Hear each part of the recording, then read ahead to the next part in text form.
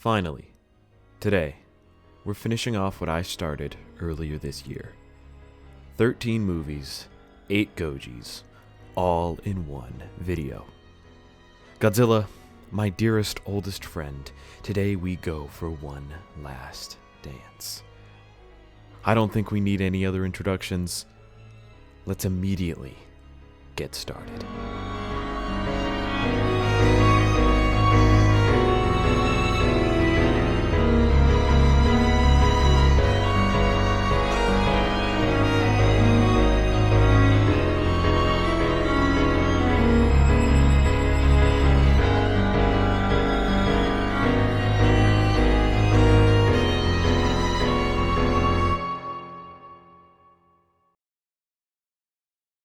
And after the emotional high point in this series, it's time for America to take on our dinosaur pal for ourselves. I have been eagerly waiting to watch this one. Guys, I'm so excited.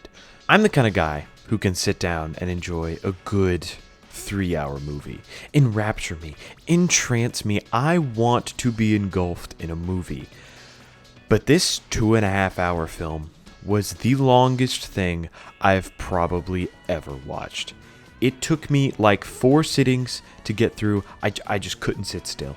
Like, so much happens, yet absolutely nothing does. They figure out and tell us what Zilla is in the first 15 minutes, by the way. Like, no mystery at all.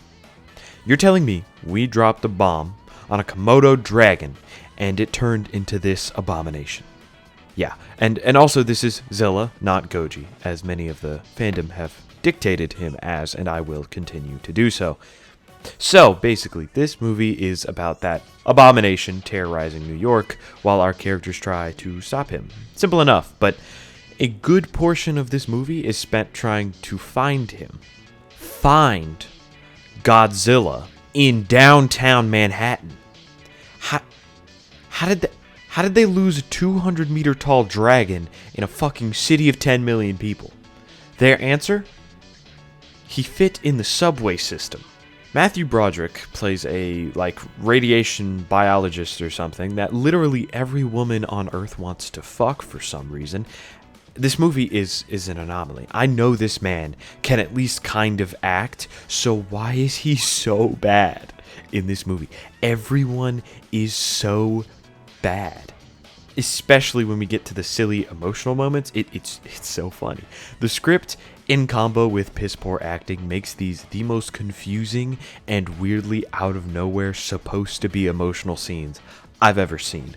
The emotional climax at the midpoint of the movie is with our main lady realizing what she did was wrong, stealing Mr. Matthews' top secret stuff because she's a Lois Lane type, only because it got stolen from her. She realized what she did was wrong because she got caught. They also spoon-feed us the fact that she's supposedly a really nice lady, I swear, and that she was forced to be cutthroat. And the message isn't to change yourself, or whatever. But I don't think we ever see her actually be nice. She's just kinda mean and dramatic the entire movie. I need to shake the hand of whoever wrote this script. So after some shenanigans, they beat Zilla with like an hour left. And then it turns into a shitty Jurassic Park remake with his hundreds of kids. First off, that's based. Zilla's a queer icon because he birthed them all. Points for that. But second off, they are all disgraces to My Children Jr. and Manila. Get your Velociraptor wannabe ass out of here, back to Chris Pratt. And then they kill them all. They kill all of the children.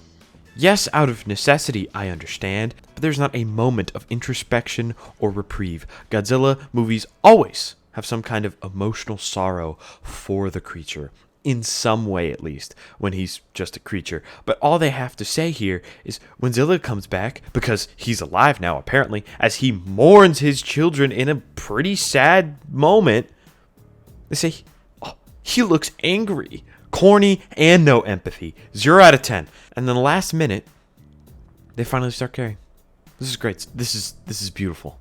This is beautiful. After all that, they start caring after they killed him the second time, murdering his kids. Okay. Another thing I simply cannot wrap my head around is why the French are here. The French Secret Service are here. What is their purpose? What is the real world reason why? It makes no thematic or even logical sense, to be totally honest with you, and they're all so dumb. I mean, the main guy is kind of cool. Like, I like that he's here. He's funny, but he's French, so he loses points. I mean, objectively, as a movie, this isn't like atrocious. It's definitely like a 4 or 5 out of 10, but not abysmal. Not the worst thing I've ever seen. But as a Godzilla movie, in a Godzilla movie tier list, Badzilla. Bad. No atomic breath either. I hate this motherfucker. Oh, I am not gonna lie to you. I made this tier right here for 2 movies. This and this. This movie was so funny to watch because it was so bad. It was so bad. There were so many reasons why it shouldn't be anywhere above here, because it is such a disgrace to this Godzilla name that we have built and fostered together, that it can't not go right here. Just can't not.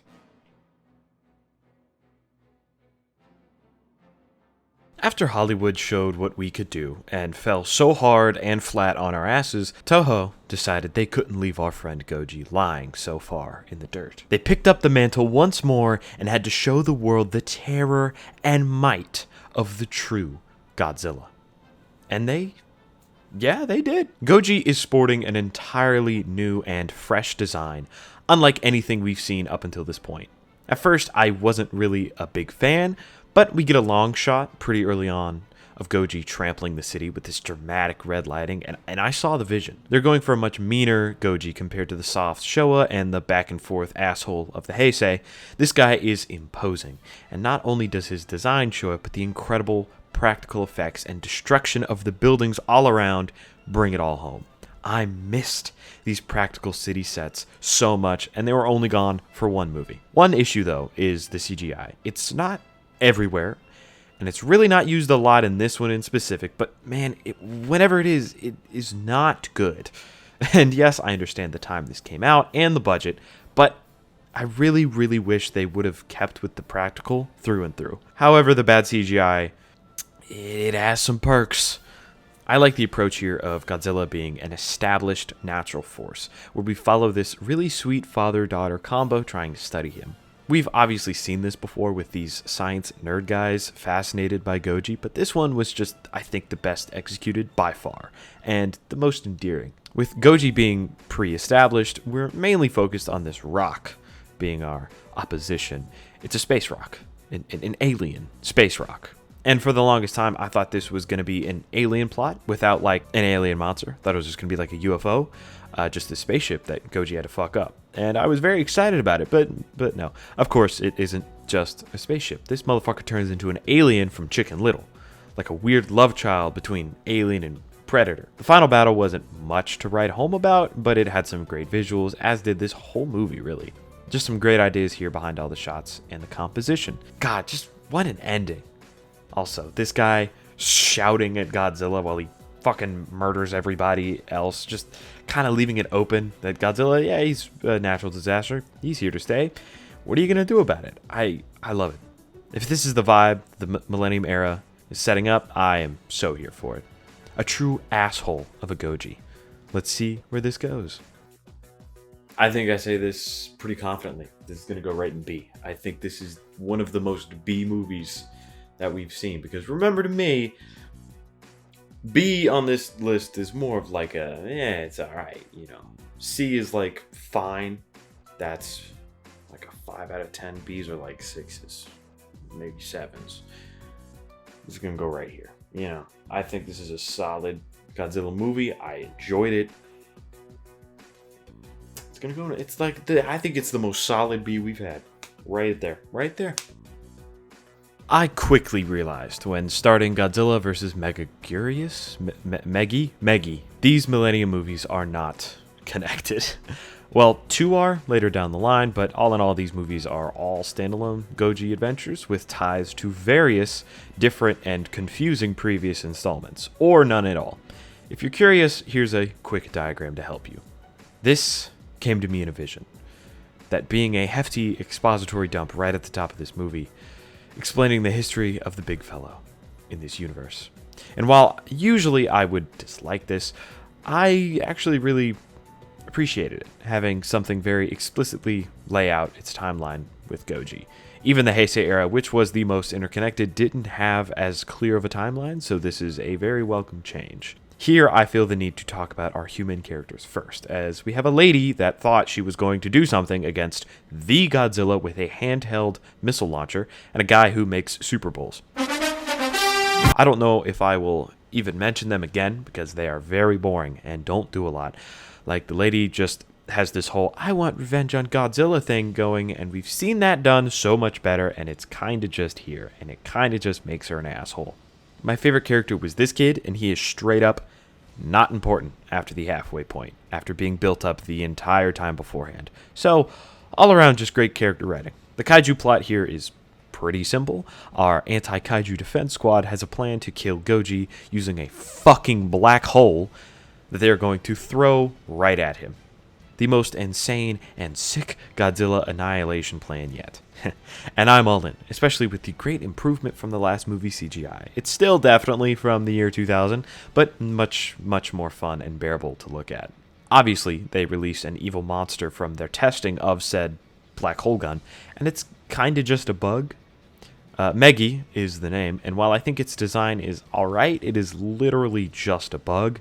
I wish it had more flair, like Mothra, but it's alright. And its whole shtick reminds me a lot of Destroyer, but worse. Also, there is a very important plot point of Tokyo flooding, and somehow they just didn't realize it until it already happened. Like, it just instantly was half underwater, and everyone goes, oh shit, we gotta deal with this now. I just thought maybe there'd be some more panic, maybe some buildup. Anyway, Godzilla Shishi Sansan's the bug freak that just up this a hole tier by itself. He Shishi Sansan, Zoro style. And then he Showa style body slams him. And then they drop a mini nuke using a black hole in the middle of Tokyo, and it was the most tone-deaf thing ever, yet was amazing. All in all, it had a Showa-esque charm I liked and made for a really fun final battle, but some of the stupid-ass decisions in this movie really hold it down. Weird plot and kind of piss-poor acting, which I never even really comment on in these movies, because they're all just usually alright, never spectacular, but never really bad. But some of it is in this just bad. It's just bad. The ending was also really weird.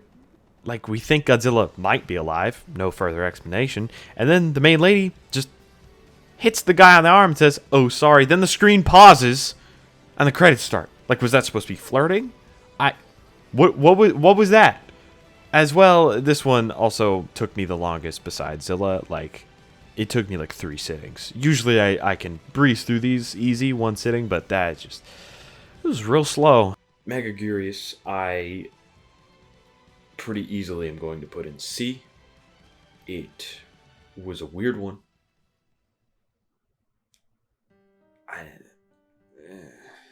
This caught me so off guard. This movie stands out strongly in the Millennium era as something totally different, both in tone and quality, as well as, honestly, this franchise as a whole. GMK, as we'll be calling it, follows some reporters and military friends, as usual, uncovering a mystery of ancient guardian deities.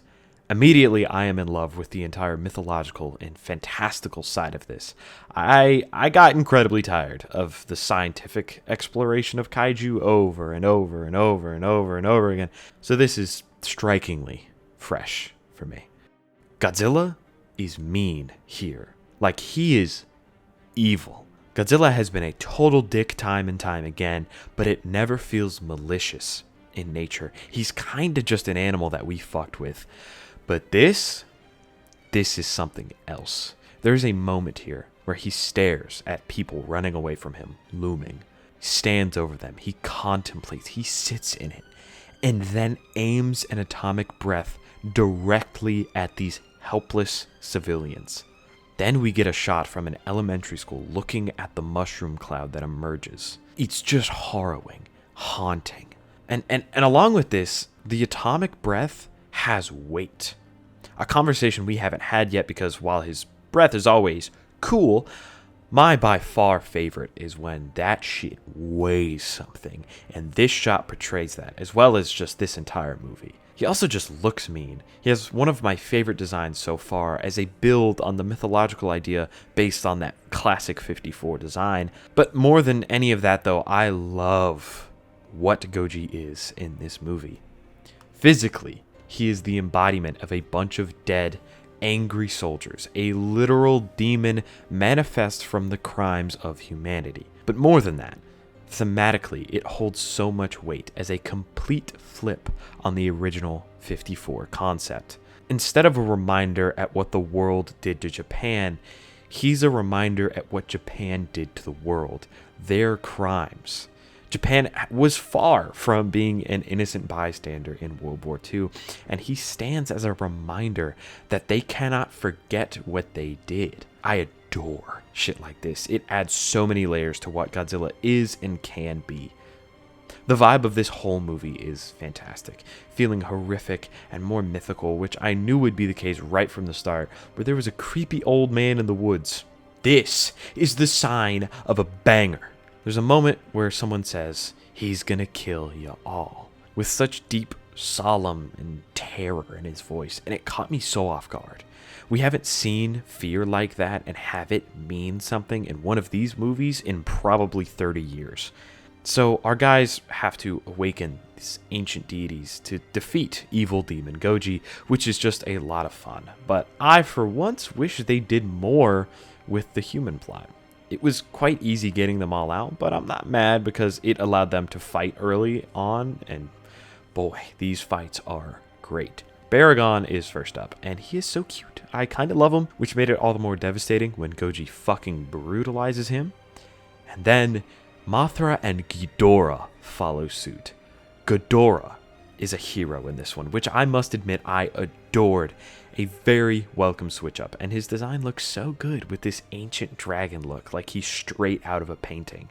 He did get his ass revived twice though, so like usual he is kind of a loser, but it's fine. He did great. Good job, buddy. Then the real GOAT comes in and saves the day in one of the best human saves/victories in any of these movies, as he saves his daughter by drilling his way through Goji, and they beat him. For once, they finally won, kinda, but still. This was so fire. This was so fire. This is going right in S. This was so good. Right there. Right there.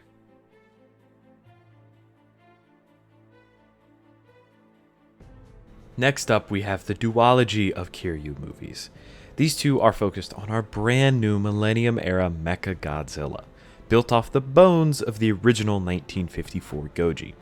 So you can assume nothing bad will come from that, I assure you. This movie has a very pleasant human plotline following a scientist and daughter combo once again, as well as our whole Godzilla Defense Force people. Mainly this lovely lady who develops a very close relationship with KIRYU. Not much to write home about, but definitely fun and bearable, which is more than enough for me. This movie, for me, stands out in its action and set pieces. So far, the Millennium series has been very up and down, back and forth with every aspect, but here our action shines, really, in both of these movies. But in this one, the battle effects, especially. Like, KIRYU looks so cool, and everything he does has that same grandiose feeling. This definitely carries these two, along with the random beautiful shots in this movie, like this shot after the OG Goji spirit, unsurprisingly, makes KIRYU go on a rampage, and then we're just left with this. Lord. Speaking of, well, I think the Godzilla Bone plotline was cool. It felt really weird and out of place, honestly, because it didn't do much, and it didn't even really play into the theme that much, despite how much they tried to sell it to me.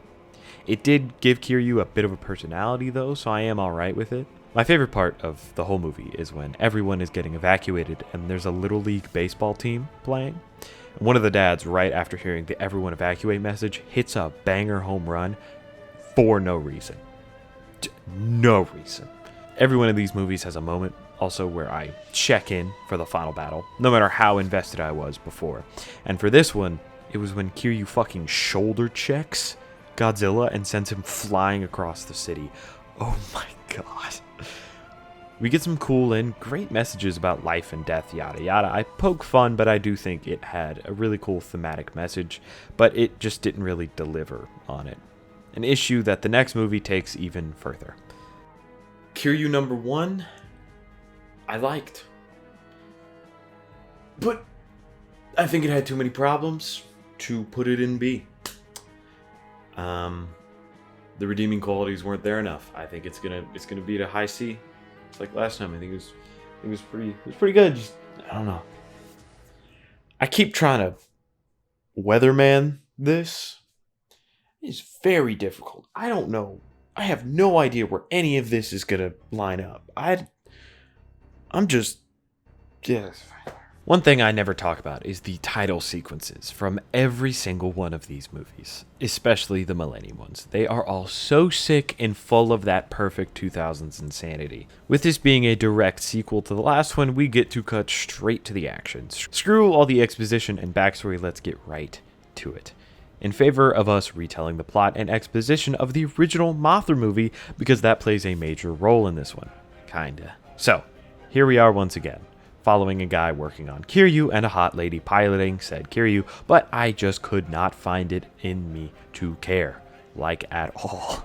The constant military plotlines are getting weak because they all feel the same. The character archetypes have always been there for these movies, but when they throw some surprise quirks or various dynamic switches in to keep it refreshing, but there's only so much you can do with these military guys. It was much better when the military characters were like the side characters, not the very important main ones. Now they're all just edgy brats and yeah.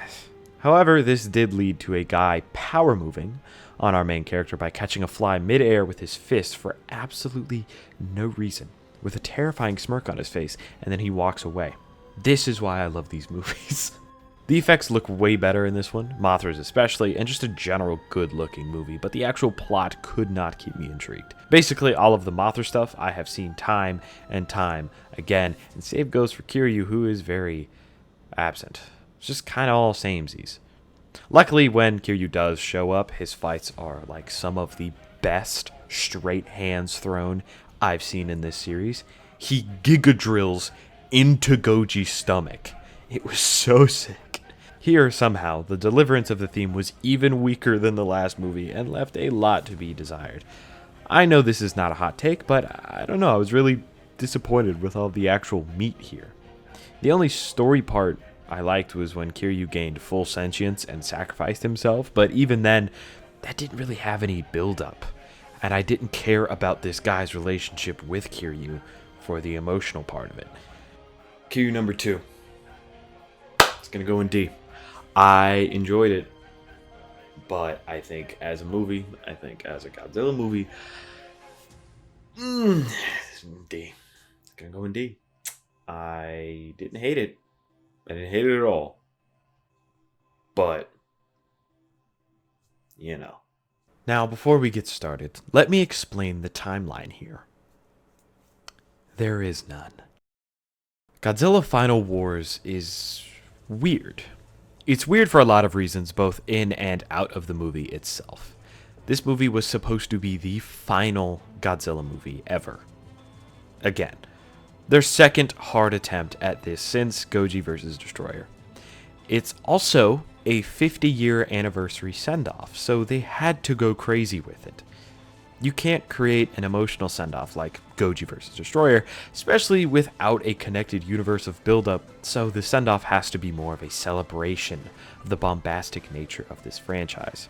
And that's exactly what they did. This is the most insane shit I've ever seen, celebrating every single part of this character and his lore.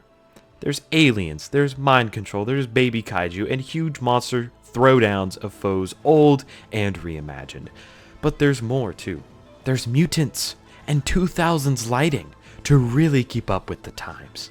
Beyond all that, it was especially weird for me. This was the last of the Goji movies on my binge. This was it. Every other movie we're going to talk about after this, I had already seen in recent time, a lot of them multiple times through, and didn't include them in my chronological binge journey. So I was quite emotional. I was excited and nervous, for I had spent months watching everything that this final war was going to encapsulate. I want you to understand exactly what kind of place I was in before we talk about this movie, so you can understand why I love this heaping pile of confused diarrhea. To start, I know this isn't uncommon to say, but I want you to know I mean this with my whole chest when I say it. This movie gave me whiplash. It just does not stop.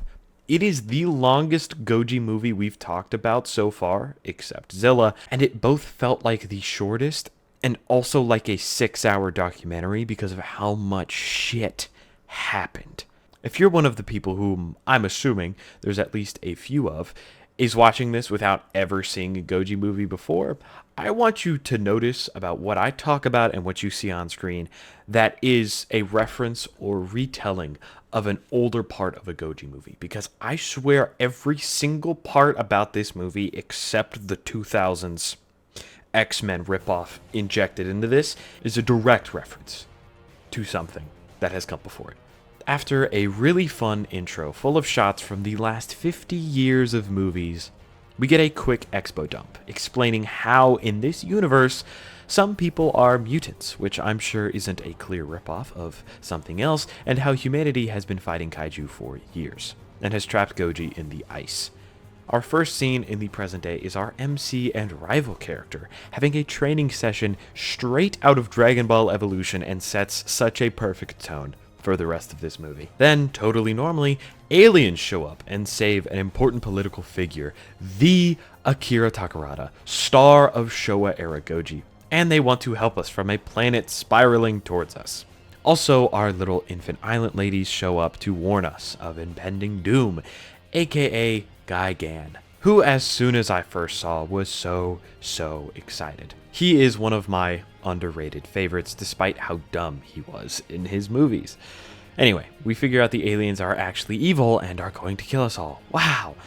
They've mind controlled all of the monsters and mutants because they have the M base, except our MC because he's the MC. Many fun fights ensue, some including professional MMA fighter Don Fire, who plays a pivotal role in this movie and cannot act at all. Many movie shenanigans later, and the crew decides to release Goji so he can fight every single kaiju by himself.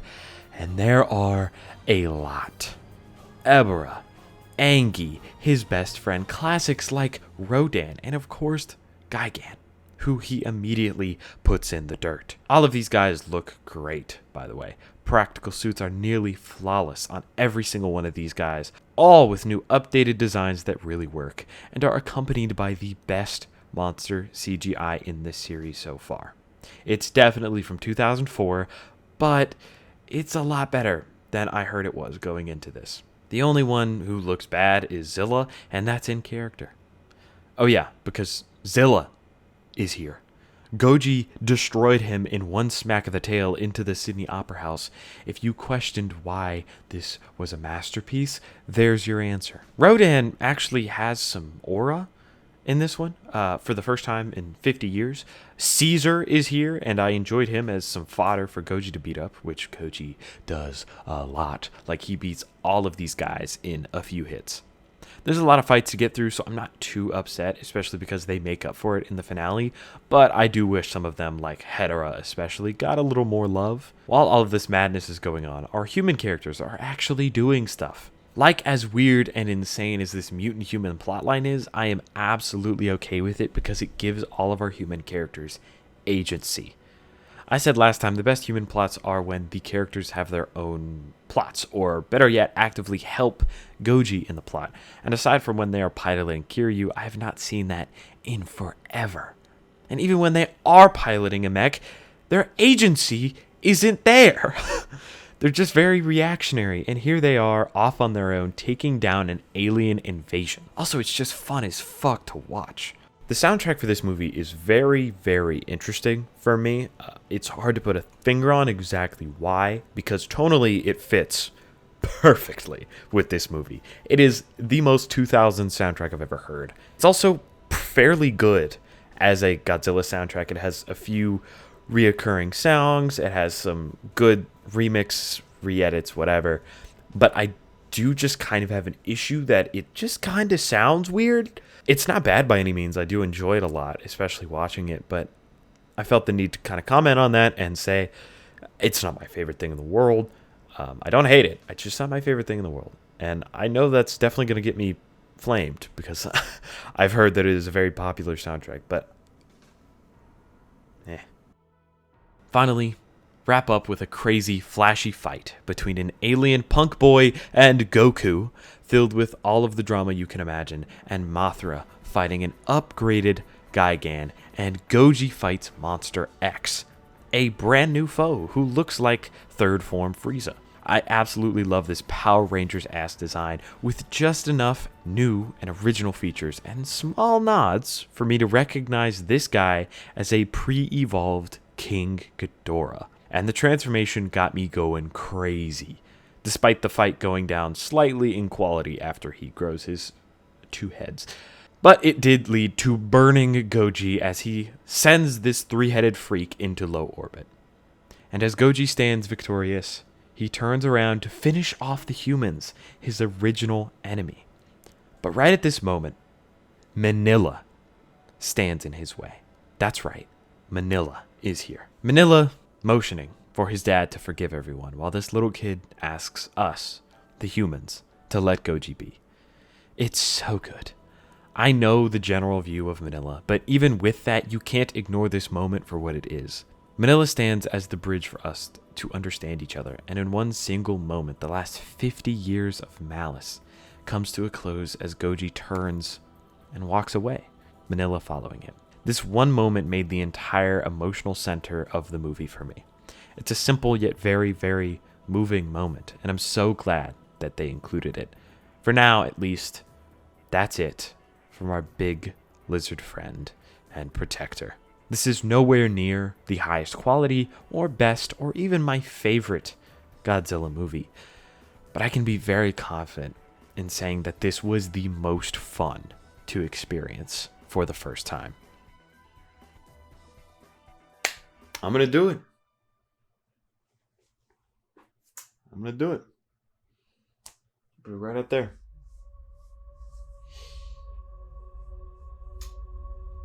You know what? There was not a mention or a cameo or anything of Jet Jaguar. So, no, never. You know what? If you're going to ignore the most important part of your 50-year history, yeah. Okay. That's better.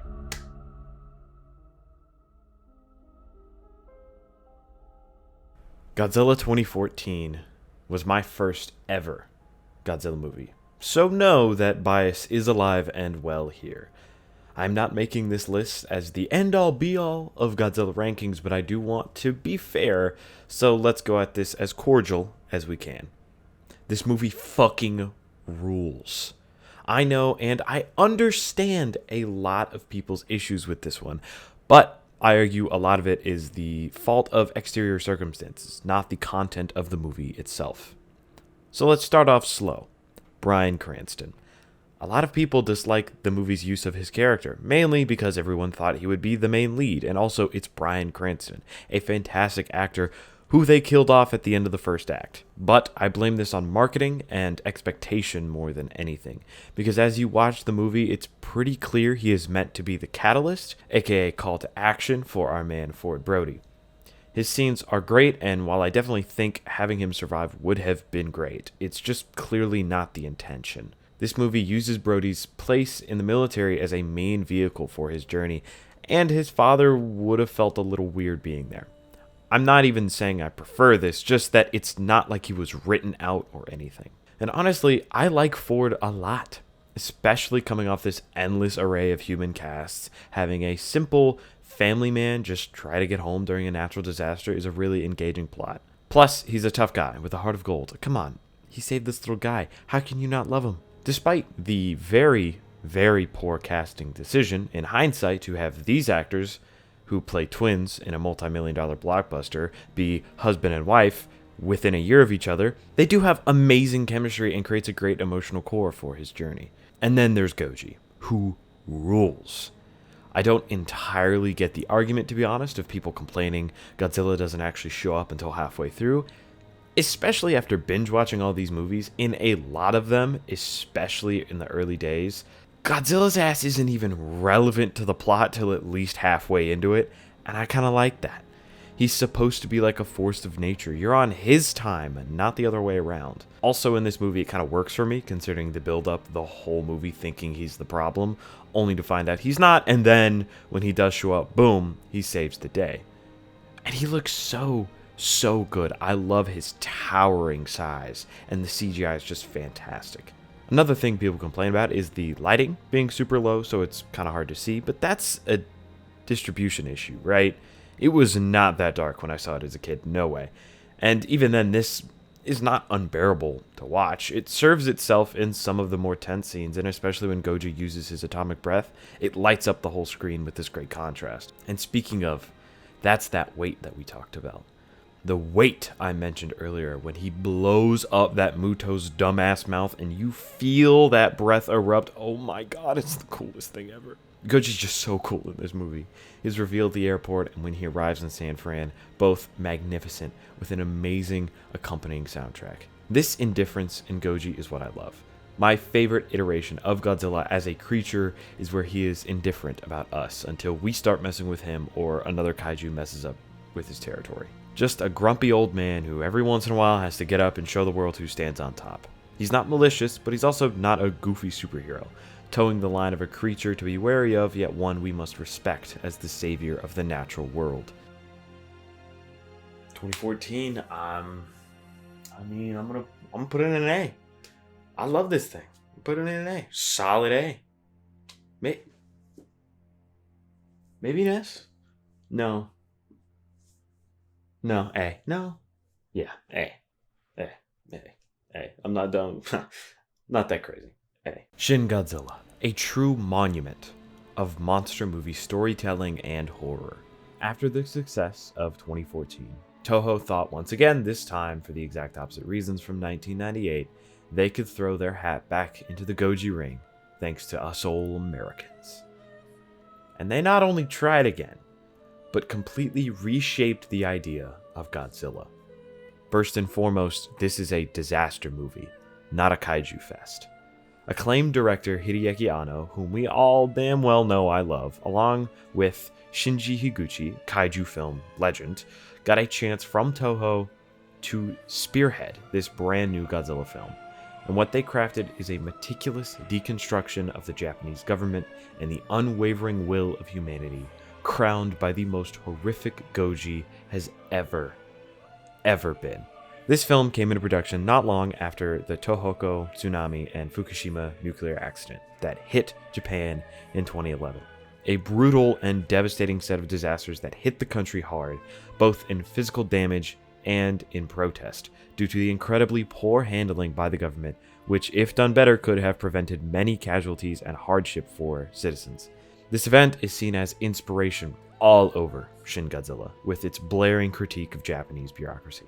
The movie starts fast, as a very unfamiliar Goji arrives on the scene, scared and dying, and the government tries to handle it by having a lot of men in suits talking in various changing rooms. Then, as the monster gets worse, the sluggish pace of these officials and having to double-check every single idea by at least 3 people leads to hundreds of casualties. And for this creature Goji to grow stronger and stronger.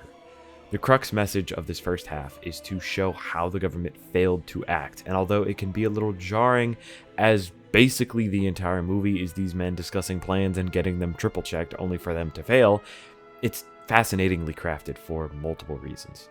One, because it directly shows you the frustrating nature of this system, and you see it fail in real time. Next, it shows why our main character is so fed up, and why he decides to take matters into his own hands to lead a small group of researchers to try to take down this problem themselves.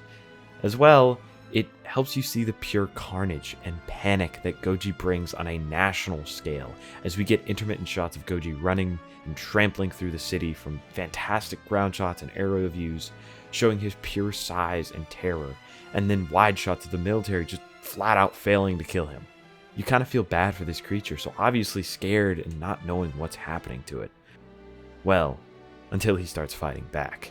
Godzilla eventually evolves into what at least kinda resembles our classic Goji, in a terrifying, almost straight from hell design, and this is where the most horrific scene in any of these movies happens.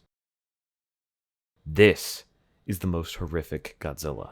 In a pure spectacle of power and terror, Godzilla unleashes an atomic breath which destroys and flattens the entire city of Tokyo in a few moments. The soundtrack by Shiro Sagisu with an angelic, opera-like sound roaring as you see this huge city burn in just a moment, thanks to one simple creature. This scene alone would have secured this movie's place in S, but it's not even done. The finale of the movie is a fairly grounded yet inspiring look at the human will to overcome, as we put all we can together and create a blood thickener to take down Goji once and for all. Victory finally being ours. Until, in the last shot of the movie, we pan up to Goji's frozen tail as we see what his next form would have been. Humanoid monsters, straight from the depths of hell or maybe from the tops of the heavens, there to come down and claim the world as its own. Shin Godzilla. I think there's only one place for it to go. There's only one place.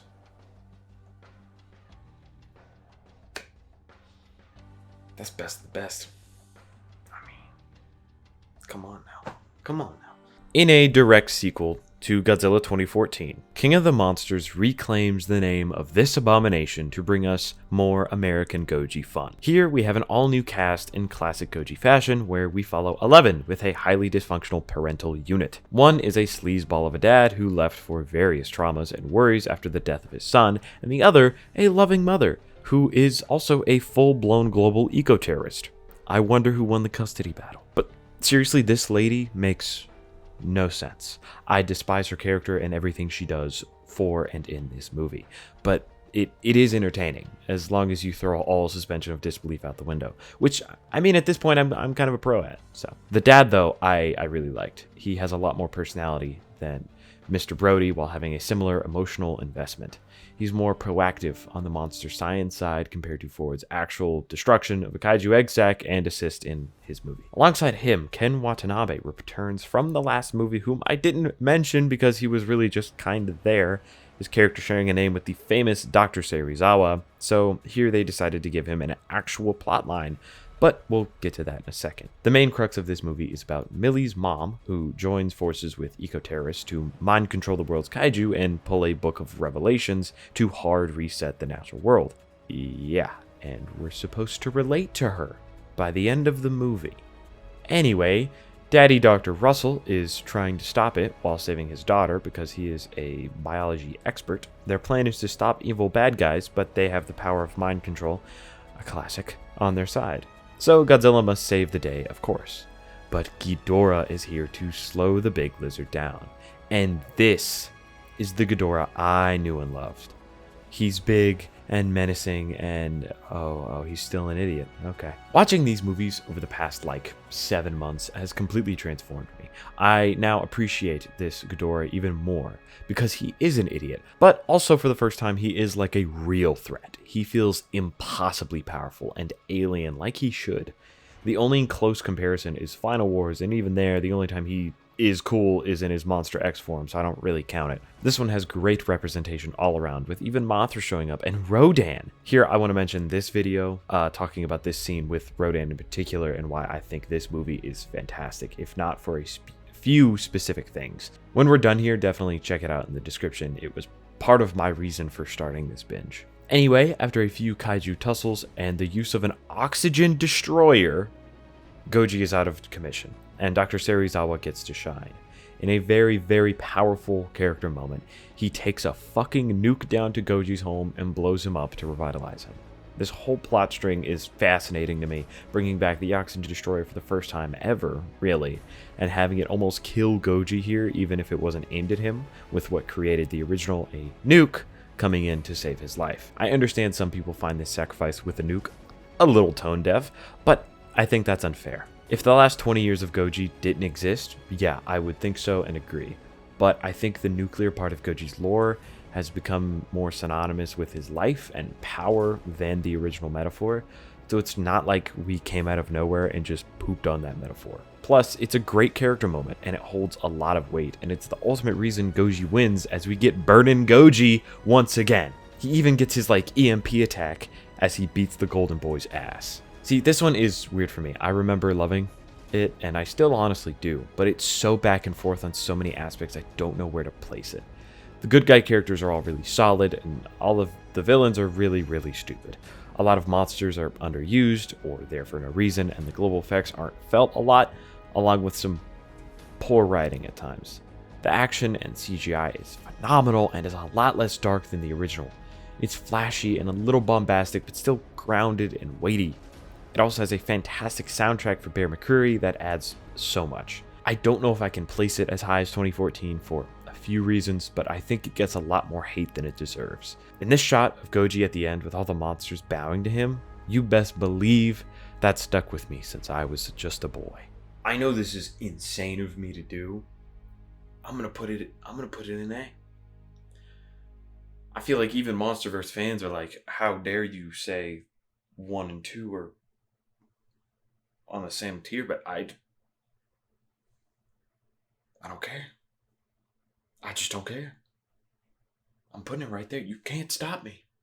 You can't. This is my tier list. This is my tier list. It's going right there. Right there. Where's Mr. Russell? For the longest time, this might have been my favorite kaiju / giant robot / whatever the fuck movie. I loved this thing. This movie is very, very simple. Godzilla is mad at us for reasons unknown yet, and following 2017's Kong Skull Island, the glorious King Kong is in this world now, and we're trying to be cool with him because he is a cool guy, and he can also sign with this one little girl, so we know he doesn't hate us. And then they fight. Our cast is basically just 11 from the last movie, with a bunch of new faces, mostly used for comedy and a bit of heart, as she is not important here at all. Truthfully, are any of them. I'm realizing this on the rewatch. I do not care about any of this human plot, at all. Less than some of these. It is so forgettable and not that important, especially the villains. Plus we have Kong here, who is much more expressive and humanistic, quote-unquote, for a real plot, as this is about him more than any of these guys. But on the kaiju side, it is really great. Hollow Earth is confirmed, and Kong gets a cool weapon, then Goji and Kong fight again in a fantastic fight.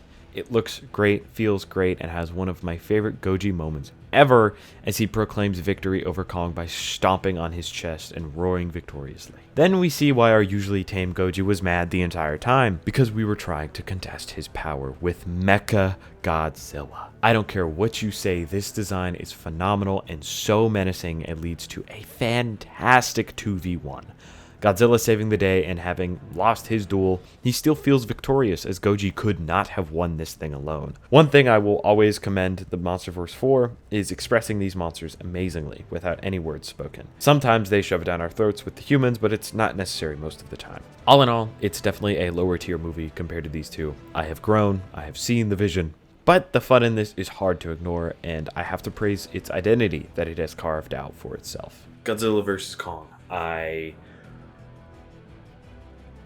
A younger me, a less wise me, would have put this probably in S.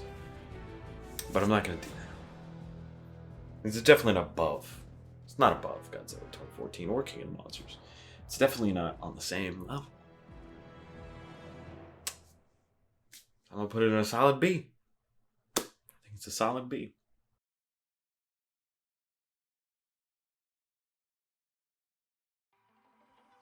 So, I am technically breaking my own rule, as this was not the next Godzilla movie to release, but I hope you see my reasoning as we finish up our final two movies. I love Godzilla x Kong. I think after some very, very heavy deliberation in my study, I have to do something harsh. This is the worst of the MonsterVerse movies, and it's mainly because of its place in the cinematic universe. I have issues with this movie mostly in the context of the MonsterVerse, especially compared to this guy. The weight and more realistic approach this series went for has been slowly fading away, but here it is entirely absent. I am obviously used to this. I mean, looking back on the Showa era, that changed like every movie, but in a more modern approach with a series that is very obviously connected and actual sequels to each other, it is a little jarring to see these two next to each other. But I'm not about to be one of those guys that tells you not to have fun, because I still love this movie. Outside of this problem, it was beautiful. It recreated the fantastic Showa era feeling I love so much. He suplexes Kong at one point. He does a jump attack. They destroy like 5 cities, and there's so much kinetic energy in every fight scene. A fun and exciting little adventure with some beautiful long stretches of storytelling with Kong.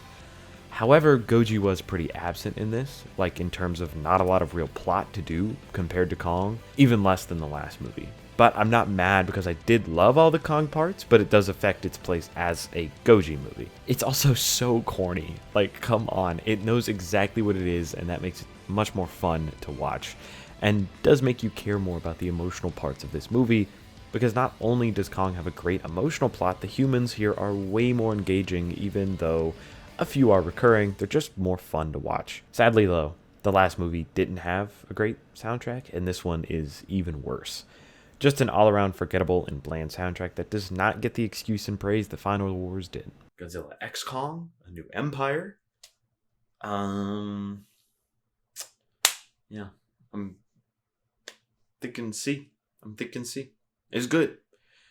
I really enjoyed the movie, but especially considering just the Godzilla parts, it didn't do a lot, and then comparing it to the other MonsterVerse movies, I think it's a C. That's not a bad. This is the movie that directly led to this entire thing happening. I heard about this supposed new cool Godzilla movie coming out in theaters for a limited time, and so I went to see it, obviously intrigued. But when I walked out, something shifted. This is what Godzilla really was. Before this, I had only ever seen the American movies, and an immediate obsession grew, and I wanted to see his entire history for myself, which led to this. So, obviously, I've been waiting a long time to finally get to talk about this movie. Godzilla Minus One is the first time we've had a retelling of the original post-World War II Goji ever. It isn't a remake by any means, which serves in its favor big time, as I see this as an all-new beginning with an entirely different feel and theme while taking place in the exact same time period. Here, we have the single best human plot in any of these movies, bar none. We follow Koichi, an ex-kamikaze pilot who abandoned his duty and struggles with intense survivor's guilt. This movie beautifully explores his trauma as he learns to love and live once again, intertwined with the fate of one Godzilla, a major player in the reason for his survivor guilt, before he was blown up into this massive behemoth. Alongside the best human plot, we also have the best dynamic between Goji and the humans, specifically Koichi and Goji. Never before has a dynamic like that felt this personal, and they hate each other. We've never seen hater activity quite like this from Goji. This asshole and GMK Goji are the only ones competing for most hateful lizard. GMK is just a general, I hate everybody, I'm gonna kill you all because you exist kind of hater. But this is personal. This man got it out for one dude, and that is Koichi. Seriously, this guy is insane to watch on screen. He feels so powerful, even when he's just a normal dinosaur. He tramples the city with ease, and in an atomic breath scene to rival that of Shin Godzilla's, he actually just shoots a nuke. His design favors his breath greatly as the buildup of his dorsal plates builds the tension up into the full mushroom cloud explosion that comes out, flattening a city and killing Koichi's not-so-lover, the first person he could open himself up to. In a fit of rage and sorrow, he screams up at the kaiju, cursing him, and Goji stands firmly, looking at the carnage he just graced us with. But the true power of this movie is in the final stretch, as our human characters come up with a plan to kill Goji while Koichi plans to fulfill his greatest failure and fly a plane right into that dumb lizard's mouth. The reveal of Koichi being forgiven and finally forgiving himself, using the parachute to save his own life, although not a crazy life-changing plot twist. So incredibly powerful because of the emotional weight carried with it, as you want him to live. He must forgive himself, as that's the only way to keep living on, for his daughter, for the memory of his lady, and for himself. Stories of forgiveness, redemption, and the will to live will always move me unlike any other. And here, with the catalyst being a giant lizard, I have witnessed one of the best ever put to screen. And then as the reward, it's revealed she's actually alive, which I had no issues with. Because here, the lesson he learned from her quote-unquote fake-out death was satisfied and has maintained within him. Her coming back changes nothing, except giving him a chance to tell her how he really feels. If it hadn't already, this movie solidified the true strength of this franchise and character. He can be anything. He can be an action movie, a superhero, a horror movie, a kaiju brawl, a 2000 shitty sci-fi, a disaster film, or a historical war period piece. There's nothing that Goji can't do. Finally, Godzilla -1. And I know exactly where I'm going to be putting this. Right up top. Right up top. Come on. This shit is so good. I don't care. I don't care. It's going right there. Well, thank you all for joining me, Weatherman Future James. This is the final tier list, guys. This is it. Wow. It's beautiful, isn't it? It's really something. I hope this is it, and I hope I never have to touch this tier list again. Whether that be because another movie comes out, whether that be because I decide to be idiotic and continue this past theatrical releases. I don't know. That is not a promise or an admission, more of a threat to myself. So, thank you all for joining. Godzilla has always been so cool. He's just a big lizard who breathes fire and destroys stuff. I have a specific memory of seeing a poster for Godzilla vs. Space Godzilla when I was like 16. At the time, again, I had only ever seen the MonsterVerse movies. I think only Godzilla 2014 and King of the Monsters. The only Godzilla movies I'd ever seen. And I saw this poster and it just struck something at me. It was something so cool and fun about it that in that moment I was like, I want to be a Godzilla fan. I want to know more about this. And I just didn't act on it. But it stuck with me until now.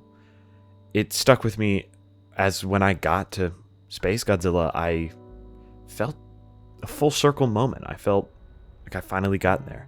And I know it seems silly, it's Godzilla. It's not any life-changing monumental moment, and it is silly, but media is important to me. It's important to everybody, obviously.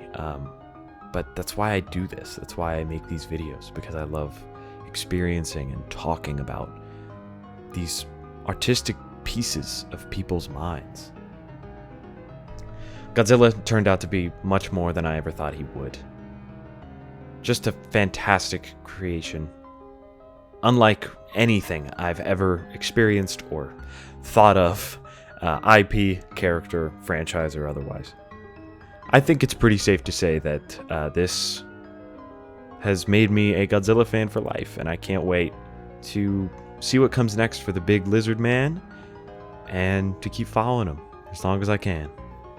Thank you so much for joining me on this journey.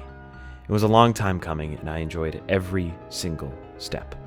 The past few months have been insane and busy beyond this channel, so I thank you for your patience and for enjoying what we do here. This is the biggest duo videos I've ever attempted, and I hope to keep doing even bigger and better, and in a hopefully more timely manner. Thank you so much for sticking with me, and I'll see you all next time.